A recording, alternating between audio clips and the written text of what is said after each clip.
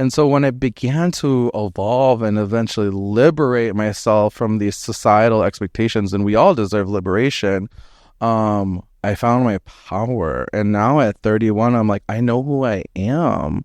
And I circle back to sharing and disclosing about my partner, because he has seen me through every season, and he has taught me what unconditional love means, because he loved me as a gay, masculine presenting Latino man to just this queer, fluid being I am today. And people leave relationships for that. You're listening to the Feed the Soul podcast. We're talking about tackling tough stuff, chasing dreams, and figuring out who we really are. Each episode ends with a word of advice or encouragement, a nugget of inspiration to empower you to dream big and take that leap of faith into the wild adventure of life. Welcome back to the Feed the Soul podcast. I'm your host, Savion, and today we are greeted by a gem of a person. Look at the smile. Life. Stop it. Today we have Ronnie. Welcome. Hi. Thank you for having me. Absolutely. Oh my gosh. I'm blushing through my brown skin. Oh, come on, brown skin girl. Oh, stop. Yes. No. That'll be a whole nother episode. Okay. Hi, Ronnie Rivera. I am comfortable with any and all pronouns. Okay. And we're here at the Milwaukee LGBT Community Center. So cute. So queer. We're here. And it's located downtown, a few blocks from the Appetizer Forum, the Deer District. And, we are members of the Milwaukee community, and it is literally the Milwaukee LGBT Community Center. And so for those who don't know, it is a privilege that we have this resource, because there are so many cities that don't have spaces like this, where you can just go and check out books, or go to the community closets, or pick up resources, or network and socialize, and be in queer community. And so I think that just highlights where Milwaukee is at as a city, regarding their levels of queer inclusion and affirmations of LGBTQ plus people. So I think it's just great that we're here. Yeah. And so I came in, and the Associate director. Basically director. Omit that. We're going to have to take that one out. Girl, because I came from pain. They'll come from my ass. He said, what? Director where? No. But they have some really good resources here in terms of from the community. So Amazon has donated a bunch of product and just resources for people, wipes and cleaning supplies, feminine hygienes. It's across the board, outlets. Yeah. Oh, absolutely. And I don't work for the Milwaukee LGBTQ plus community center. This could be a good segue to talk about what I do outside of being all of this. But as someone who collaborates with the center a lot and volunteers with the center, it's such an important resource. We need spaces like this. I work for Milwaukee Public Schools as the LGBTQ plus coordinator in the Department of Gender and Identity Inclusion. And so our department provides services to girls of color and LGBTQ plus students. We are the sibling department to the Black Latino Male Achievement Department. And so as the LGBTQ plus coordinator, I am training educators to be more inclusive of their gender diverse kids, or connecting families to resources like the Milwaukee LGBT Community Center, providing programming, advocating for inclusive policies. And so that's my day job. Outside of MPS, I work for Courage MKE, which is the first and only currently LGBTQ plus group home for youth and transitional living situations. We're a part of the child welfare system, and so Courage has a group home here in Milwaukee, and they have expanded to a second program called C2 Apartments for independent living. So if you are a resident in the group home, the moment you turn 18, the state says, yo, you are an adult. Your butt got to figure it out. And that is a very at-risk group. Yeah, for sure.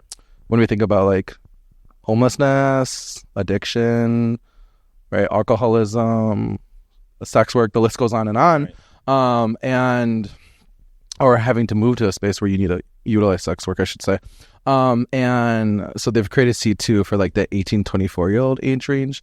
So that's Courage. So I worked there. 18 to 24 range is Courage. Is C2, one of the programs at Courage. Right. But Courage is primarily focused on the minor, so like 13 to 17-year-olds. So I'm a crisis stabilizer supervisor there. And then outside of Courage... I know. I'm tired even hearing myself. I'm like, I'm tired. Are y'all tired? I'm tired. I am I'm a volunteer and a board member for Brady East STD, which is a STI clinic on the Lower East Side on Brady Street. So I'm an HIV counselor there and also a board member because I'm passionate about how all of these systems, whether it's child welfare. I know I'm doing a lot of talking. Let me finish this spiel. How all of these systems, child welfare, education, healthcare, sexual health, how they affect queer people as a queer person. No, all of those roll together, especially when you think about coming out. If you want to come out like in high school and you have this fear of maybe being disowned, and some people have been kicked out the house, disowned, where do I go? No, for real. What do I do? No, that is the lived experience. And so many of us don't have a safety net.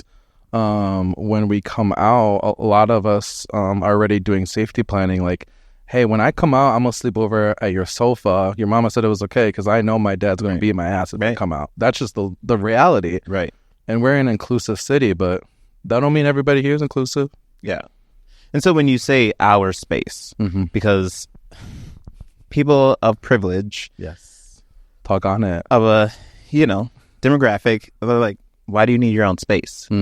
Why do these minority groups need their own space? Yeah, no, that's a really good question. I think so often those of us who have been disenfranchised or not included in the conversation or marginalized, when we look at spaces we're not thought about, when we look at a library, when we look at a school, who do we envision in those spaces? What do they look like?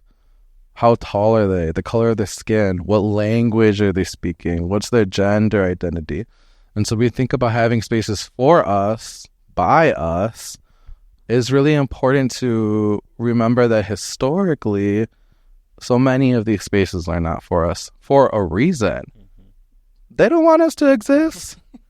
Right? Gosh forbid we are out here living our best queer lives, experiencing queer joy. So many of our stories are rooted in trauma and pain and sadness, but we also deserve to have the everyday things of joy and love and fun experiences and just having normal everyday problems like, oh, I got a flat on my tire and I can go to the local mechanic and it's going to be a safe experience. But that's why we need spaces for us, because unfortunately the world is not a safe space. And it's created in a way by us, and it's designed how we would want it, right? A public library, there's a lot of things that you have to put in there. That you have to have this category in this section and this section and this section. Someone's going to get left out. And so it's like, well, why not just create my own library? And that's nothing wrong with that. You have your own library at your own house, right? You want to have what you want in that space. And that's basically what happens when these marginalized groups have and create a space for them. Yeah, I mean, that's where when you hear like the phobia of it all, people are scared of those differences. And how beautiful is it that there are other spaces in addition to the spaces that already exist. Someone once told me, like, I just don't get all of the terms like pansexual, non-binary. Like I only knew what like gay or lesbian means, or even like the pride flags. Like there's so many different colored pride flags now, and I'm over here thinking like, how beautiful is it that we have more room for people to find something that speaks to them, like how is that a bad thing? It isn't we're not trying to be divisive. We're just trying to make room for all of the fluidity and difference, and that's beautiful. Yeah. But don't get me on my high horse because we'll be here all day. I mean, you about to not have me on this podcast again, y'all. We ain't telling nobody nothing that they don't already know or haven't heard before, right? I think sometimes it's helpful when you can hear it from a different person or hear it from with a different perspective or twist on it. Different word choices, tone can really resonate with people, right? And then if we can open up just a little bit of our heart to just accept some of that, I think it's really helpful. Thank you. Retweet, invoice, Savion. Give her flowers, y'all. So, no, I do want you to keep talking. Tell us more about you. Like, what was your coming out story like, and how? Because you're in multiple, what we would marginalized groups, right? Minority groups. A snippet, elevator pitch of your coming out story. You don't have to get into it if you don't want to, right? And then how you've intertwined all of that. Yeah, no, that's really good. I identify as queer, right? Puerto Rican. I feel like those are the two identities that speak to me and my existence. But my coming out, I went to like a theater camp because that is the gayest thing we all do. The gays love theater. Theater camp. You know, don't give me these tangents. One time I was an extra in a movie, but we could talk about that another time. I was a senior in high school, and of course it's a theater camp, so those spaces are very, very gay.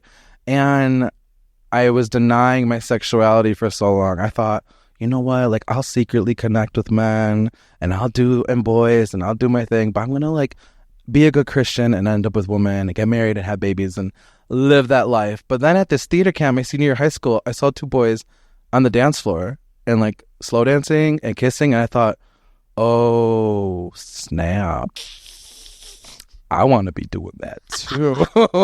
Oh shoot, I can't deny this, boo boo. So then going into my freshman year of college, I was like, yeah, we gotta start coming out. But I was I came out to my friends first, and I was very lucky because my mom accepted me with open arms. My dad did not talk to me for 2 weeks. He's a very proud Puerto Rican man, and moves in a way that we like embodies a lot of machismo culture or mannerisms or sentiment.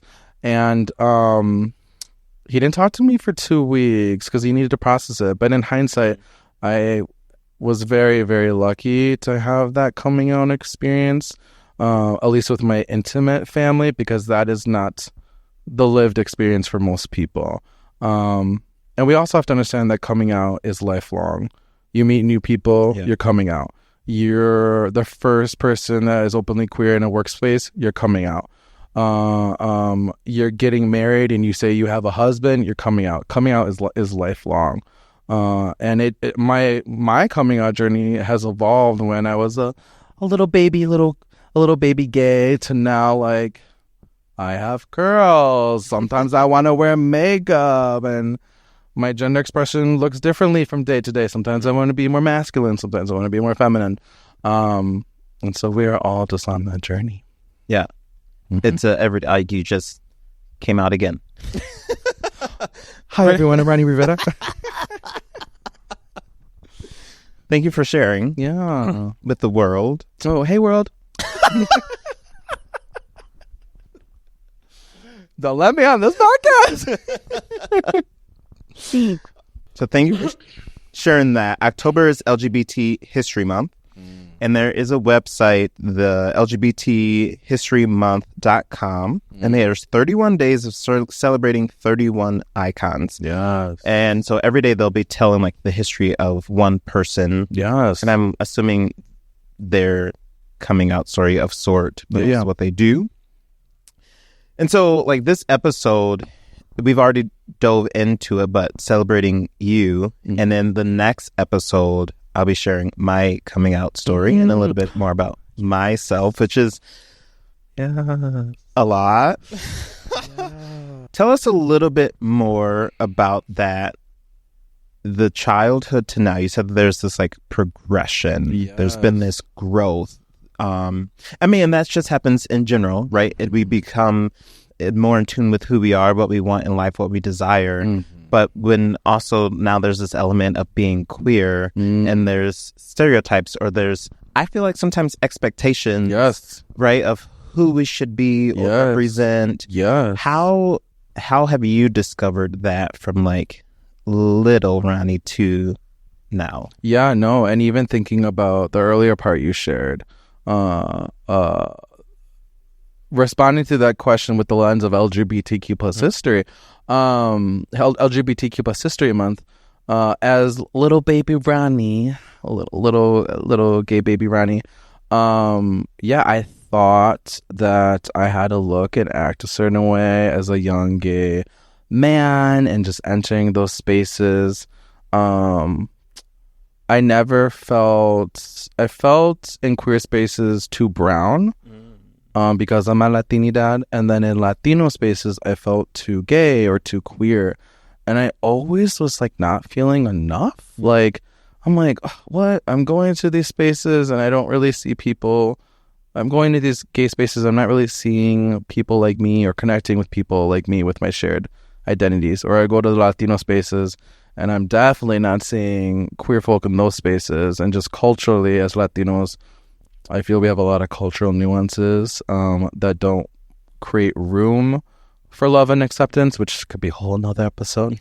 But yes, as a young gay Latino boy, just speaking from the queer lens, I felt like I had to have a certain body and I had to dress super masculine and be buff and navigate relationships a certain way. And I definitely embarked on that journey because how do you learn as a openly young queer person at 18? You kind of mimic and echo those around you. And fortunately, one of my first friends actually ended up one of my first gay friends in college ended up becoming my husband. Shout out to George P. Genaris if you're listening. But I share that because as I went from someone dressing masculine and doing like the stereotypical Latino fade and like wearing hats and just like that's how I presented to the world with my gender expression. As I got older, right, you know, I came out 18, 19, post-college, grad school, I really started to grow my hair out and wear earrings and be more intentional about the jewelry and dabble with makeup because those things as a kid I wasn't allowed to do. Yeah. Or as a young gay man, there was a lot of discourse around gay men that were effeminate, right? Like it was valued and attractive to present masculine. Right. And that created a lot of internalized femphobia for me. Or if I would interact with other gay, effeminate men, that would inform how I shared space with them. And so when I began to evolve and eventually liberate myself from these societal expectations, and we all deserve liberation, I found my power. And now at 31, I'm like, I know who I am. And I circle back to sharing and disclosing about my partner because he has seen me through every season and he has taught me what unconditional love means because he loved me as a gay, masculine presenting Latino man to just this queer, fluid being I am today. And people leave relationships for that. and that's not to speak ill on anyone, but I found someone who can love me through all of that. And when we talk about coming out and even sharing my history throughout LGBTQ plus History Month, like, I also have to recognize that, yes, I have evolved and there's a lot of power in that, but also my safety looks differently now because I do not pass. I'm also thicker than I was when I came out. Like, I'm brown. I'm effeminate, right? I can't hide. I walk into the room and automatically people see this big, loud, brown, queer, sometimes effeminate person. And the first thing I see on their faces is, who is that or what is that? And so when we're navigating spaces, right, we're here in the Milwaukee LGBT Community Center, it's a safe space. But when we're navigating spaces in the world, we really need to be mindful of our identities are political. And I know people don't like talking about politics. For sure.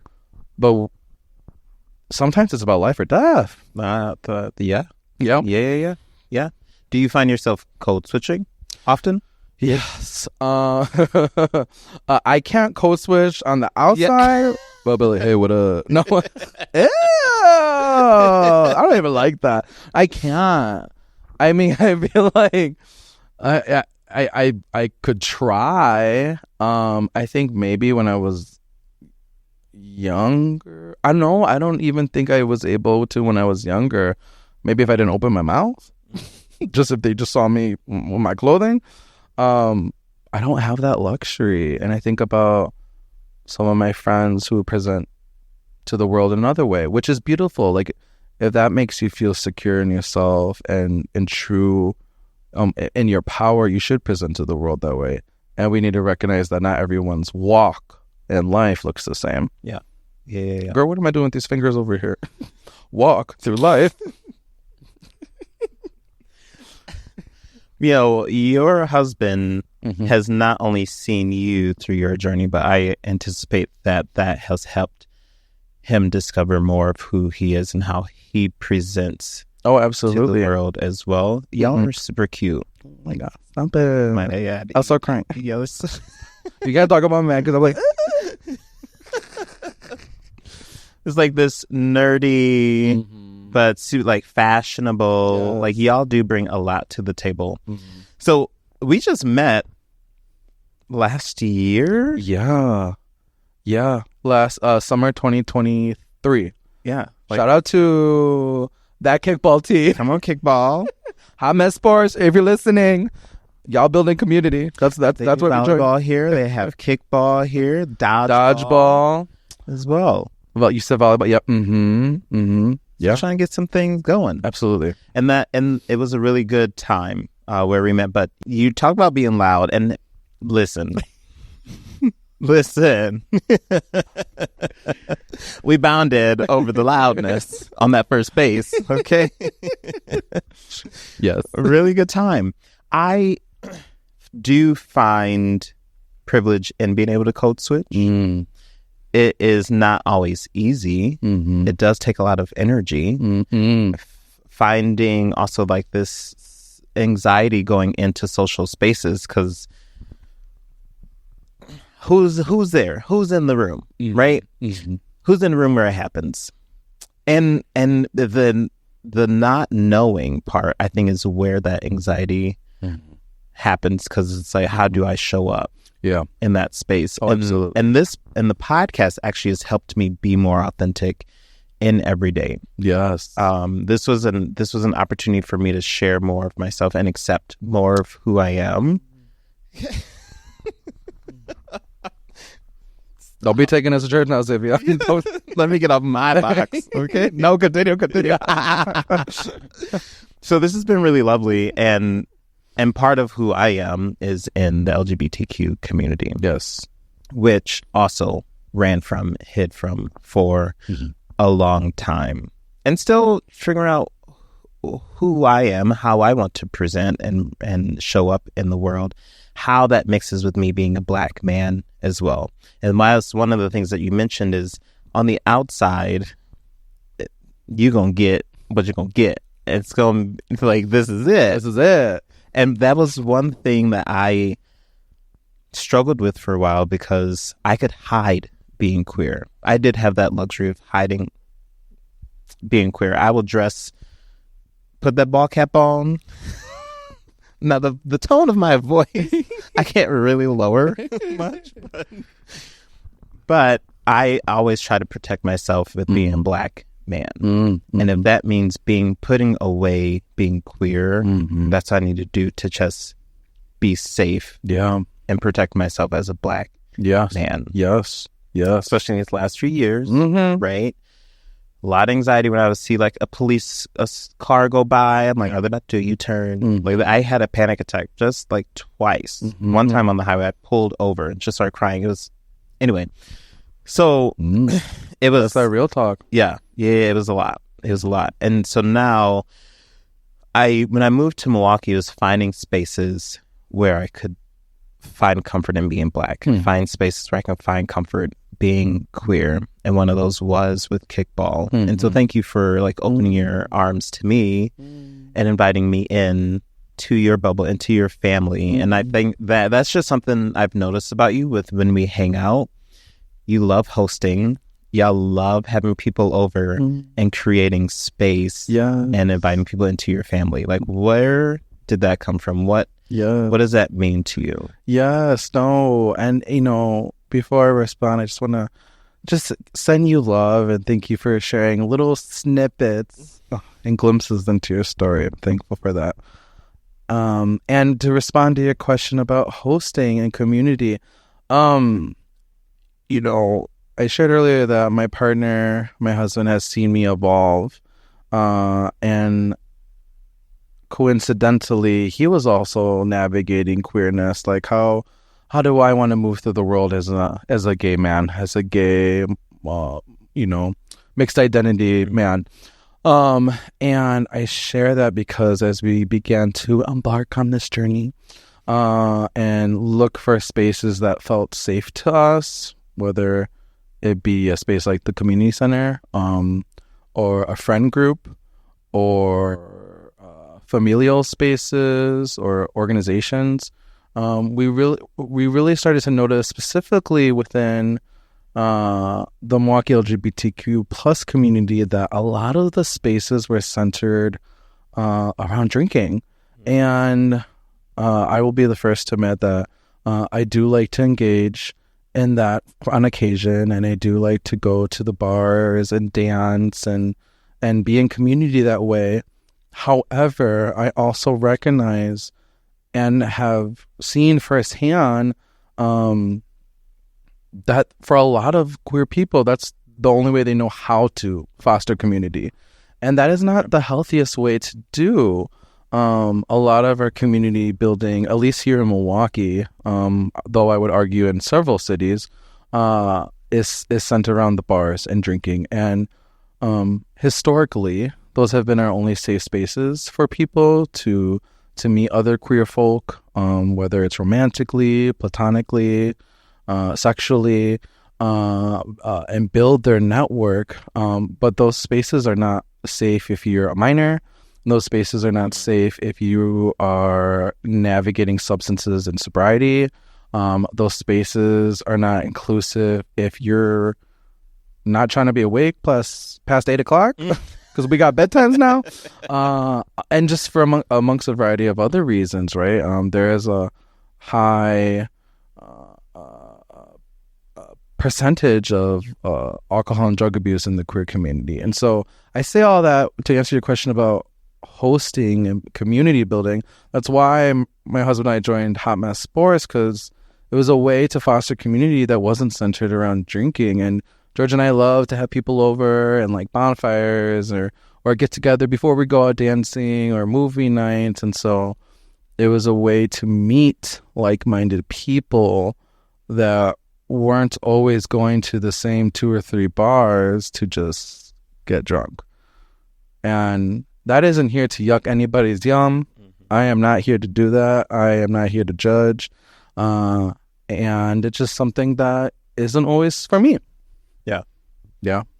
And you stood your ground on that, because there's multiple of those Sundays after kickball. We're like, all right, we're going out. You're like, yeah. So here's the thing. Don't come on my Sundays. That is for healing. Do not catch me outside past 3 p.m. on a Sunday. Sweats are on. Netflix is on. We are meal prepping. We are mentally getting emotionally ready for this week. Because let's be real, capitalism got us out here Monday through Friday. Yes. Mm-hmm. Which I did want to speak to. Oh, because the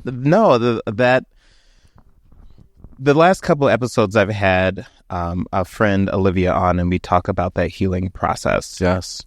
We dove in really deep, and now I'm like reflecting back on that. I'm like, wow, that was a lot in season 1. We needed to break that up, but why not just do all the healing process right now? All get it out the way. Oh my God! Okay, how much time we got? Yeah. I got a whole list of things I gotta heal, because healing is lifelong. We're gonna heal it all in this next 5 minutes, and then I'm ready. I have the next 50 plus years to live my life. Yeah. Please, God. No. Please. I really appreciated that. I valued that. I respected that. Goes back also to an episode I had on boundaries. When you say no, one, people need to respect that. Hello. It takes time. Hello. And I'll be honest, the first time you're like, no, we just chill on Sundays. I'm like, okay, so we just chill out with everybody else. I don't understand what you're saying. What? Who are they? Who are these people? Kind of. But then you had consistency. But that speaks to what the history or what the community, it like circled around alcohol. And then I started to meet more people who were sober, and they're like, no, I don't want to go out, or I can go out, but it's uncomfortable sometimes, right? If you're not going to be drinking and you're out at the bar. Because then they're like, why aren't you drinking? It's basically coming out again. Like, you have to retell that story. I'm like, that is, like, mind your business. Mind your freaking... There's one thing y'all remember to know.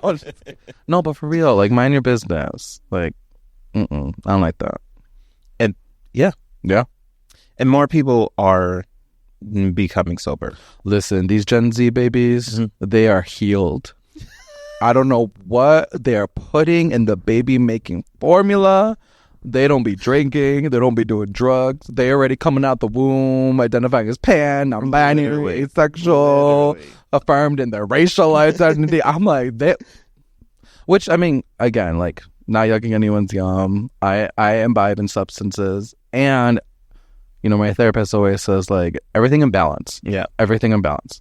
Whether that's going on vacations. Okay, don't do that every weekend. You know, you got bills to pay, right? Or whether it's like you're eating out. Don't do that every day. Everything in balance. Yeah. So, in balance and healing, what has those Sundays done for you? Like, why Sunday? Because I think back to being Christian, right? Sundays was the Lord's Day. Sunday was for rest. Sundays were for, so why Sunday? I think I was so unhappy for so long, and a lot of it was like my career. I had so much burnout. So prior to doing this LGBTQ plus work, I'm a school social worker by trade. I'm a social worker at heart, and that work is not easy. It's not easy.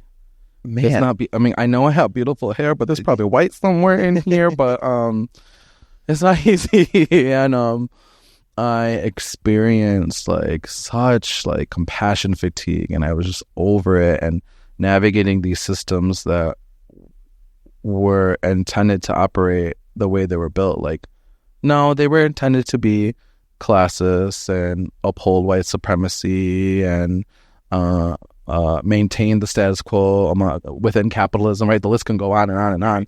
And it was hard to like help those who were disenfranchised and to advocate for them. And so I share all of that because the weekends would come and I was not taking care of myself, boo-boo.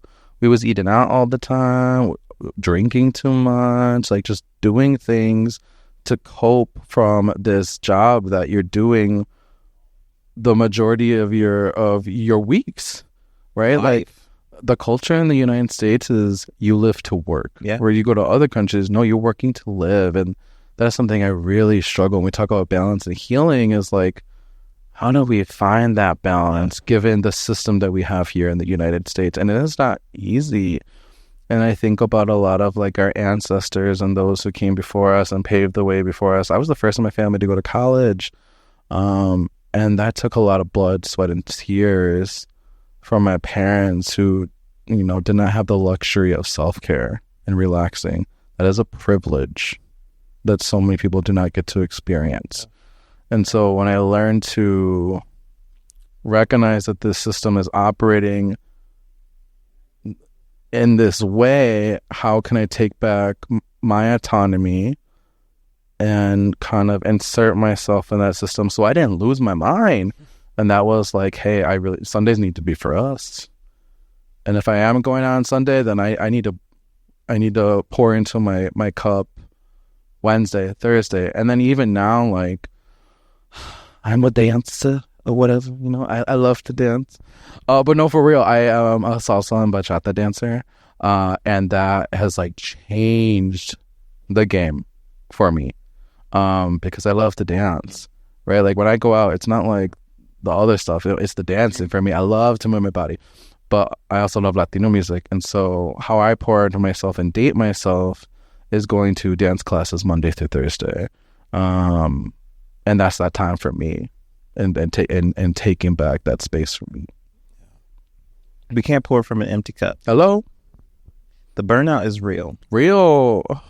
I'm tired. We work the majority of our lives. Mm-hmm. So much of our day is spent for the majority of us making money for someone else.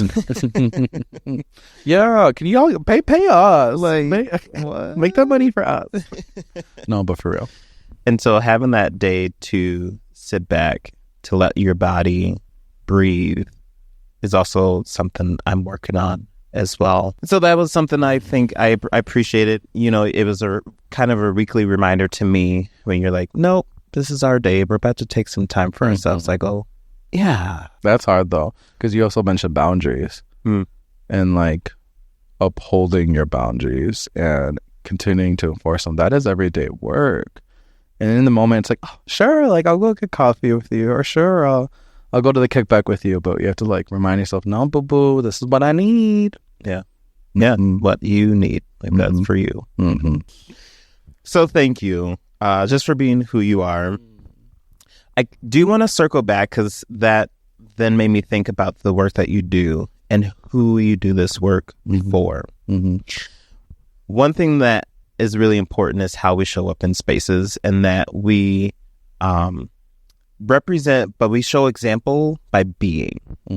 But I think that you are a living example of the work that you want people to hone, to embrace.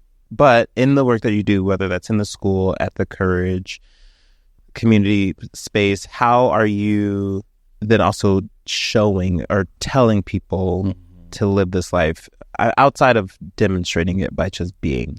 Yeah, no, that's a really good question. I shared earlier about not feeling enough in certain spaces, Latino spaces, Latinx, however you want to describe it, or queer spaces. And so as I got older, well, if I'm not gonna really find those people, like we gotta take space and make it for ourselves. And even thinking about your comments earlier regarding October 10th and Suicide World Health Day, mental health awareness, excuse me, and even tying that to LGBTQ plus History Month in October, right? All of that is connected. We are all interconnected, right?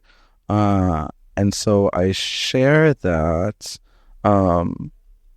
because as I started to venture out in the world and flutter my little wings and prance all along, I realized I'm like, there really is not people like me. And once I realized that if I created the space that I could really engage in some transformative work, that paradigm shift that's where the light bulb went on. I was like, oh wait, you have an opportunity, Ronnie, because there is no one like you doing this work, and not even just like professionally, in the personal, right? I can't tell you like how many times my whole life, and this, if y'all listening to me, I promise, if you don't know me, I am very humble. Actually, someone that isn't very humble wouldn't say that. They're probably like, every time I want to say I say this most. They're probably like, this no, but they're probably like, delete. Savion, we had you until this moment. No, my whole life I've gotten like, oh, like, you're just so much fun. You're just so inclusive. You're such a unicorn. And I was like, okay, like, eye roll. But then like it clicked one day, and this is like recent, like 3 years ago recent. I was like, wait a minute, boo boo. This might be your superpower. Like, for real. Like the ability to foster community, connect one another, be in communion. Baby. Listen. And so so when we talk about World Mental Health Awareness, LGBTQ plus History Month, October, all of these things, queerness, like that me existing is possibly engaging in suicide prevention. My act of kindness, which kindness is like my thing, like I hate when people are angry on the highway and they're like throwing a fit. I'm like, what is wrong with you? Who hurt you? Oh, bye. Right. Is that you? That better not be you. Oh, no, that ain't me. That ain't me. I just but I'm just saying, like, take that breath. like to be able to just know that, like, hey, like, you know, it's not my job to take care of you, but if I can like make your day better just by like a smile passing you in the hallway, or like a wave at the gym, because you know those spaces be a little, you know. So I'm just like, hey, like, you never, like, I don't know, it sounds cheesy, but yeah, I really feel like that is how I'm contributing to the world and making it a better place. And that's within my locus of control, because if I try to think of all the big stuff, then I'd be really getting lost in the sauce. And then I'm like, I don't want to do anything. Like, I'm over this. So just really taking it like those baby steps. I don't know if I answered that, but you but I was a little spoke to, though, what your purpose is here. And so I said, like, how are you basically saying and encouraging people, but it's just through your actions. Yeah. Like, you are truly just being yourself. Yeah. And we're all here for a reason. We all have purpose here. And I think, I mean, you say, I'm going to say this in the humblest way, like, this is how people spoke to me, or how they described me. They're telling, like, that's your purpose. They are telling you who you are, how you show up in the world, your most authentic way, and how that impacts them. And absolutely, that just was an aha moment to me. That's a way to find out what your purpose is. Like, if you feel lost, ask people to just describe you. Yes. Where are your strengths? Yes. What is our guiding compass? Exactly. And that also, like, is lifelong work, because that can change in certain seasons.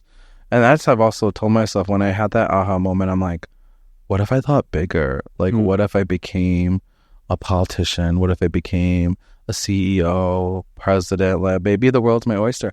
I don't want to do any of that. That's not how to work. Right now. But like, maybe. You never know. For real. Well, sometimes we get really excited and we start to run. Let's just run. We want to do everything.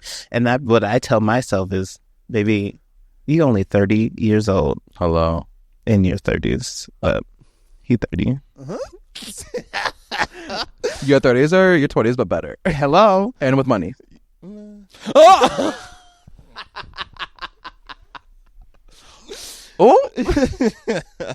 But there's time.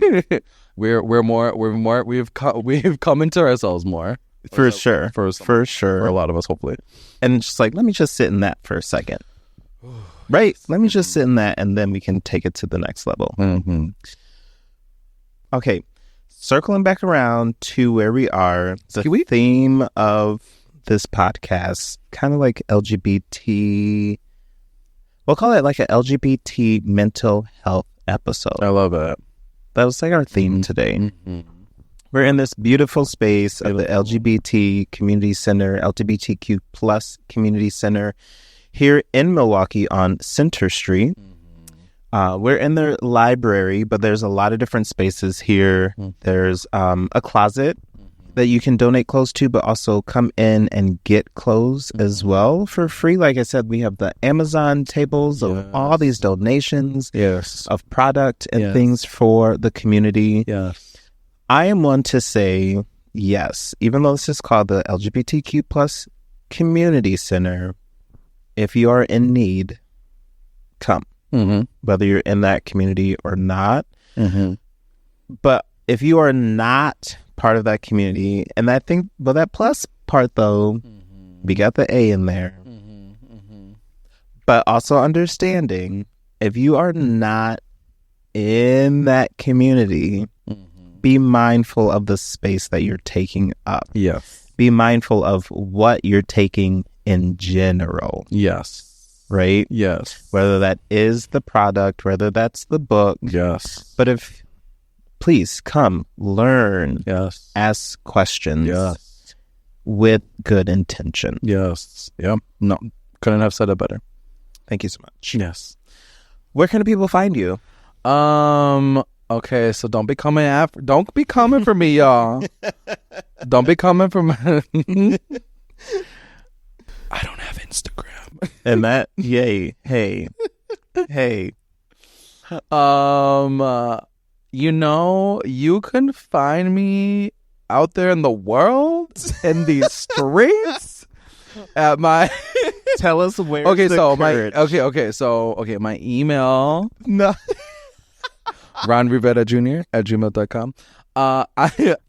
If for Milwaukee Public Schools, like professionally, if you Google gender and identity inclusion to Milwaukee Public Schools, you will find me. You can reach out to me professionally. Personally, don't. There's no. There are ways to find me. I'm sure you'll make your way and find me. No, I mean, let's see, Snapchat. Where is Courage? Yes. Okay. So that was MPS Courage, couragemkey.org. And then for Brady STD, I believe it's Bestie. So BESTD.org, I believe is their website. I could be wrong. I apologize. It'll be in the show notes. Yeah, it'll be in the show notes. Yeah, or just find me within the community in the queer spaces. And again, like, to just reiterate what you share, like, there's so many resources, like this one, like the LGBT Community Center, and so many people don't know about it. So yeah, we're here. And Courage also accepts donations for clothes. Yes, donations, resources, products for hygiene kits. Yeah. Yes, you name it. We're always looking for those. And then for your sexual health needs, go to Brady's STD, get your condoms, get your lube, get tested. That's free. Testing. All of it, Mondays and Tuesdays. I like to, that was our dessert. That was like that yummy part at the end. Just kind of like recapping all of our resources. Pretty cool. Delicious. But then we like to end with the final sip. It's like that final word. I'm getting my advice. My tea. Or water with ice, yes. With the lemon. Ooh. Or no ice with the lemon. That's real bougie right there. Oh, sorry. That's classic. Like, just no cucumber. Warm water with the lemon, please. Thank you. That's a choice. Yeah. Okay, that'll say. I'm mad. Don't invite her back. Yeah. No. What would be that final word for the listeners? My final word would be. That's a good question.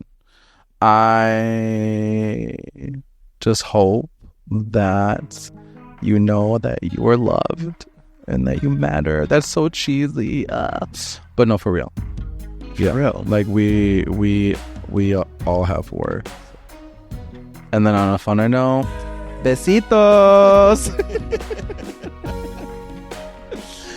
Thank you for listening to another episode of the Feed the Soul podcast. Here with Savion and with Ronnie. Remember, to the world, you may be one person, but to one person, you may be the world. Go in peace, and I'll catch you in the next episode. Adios.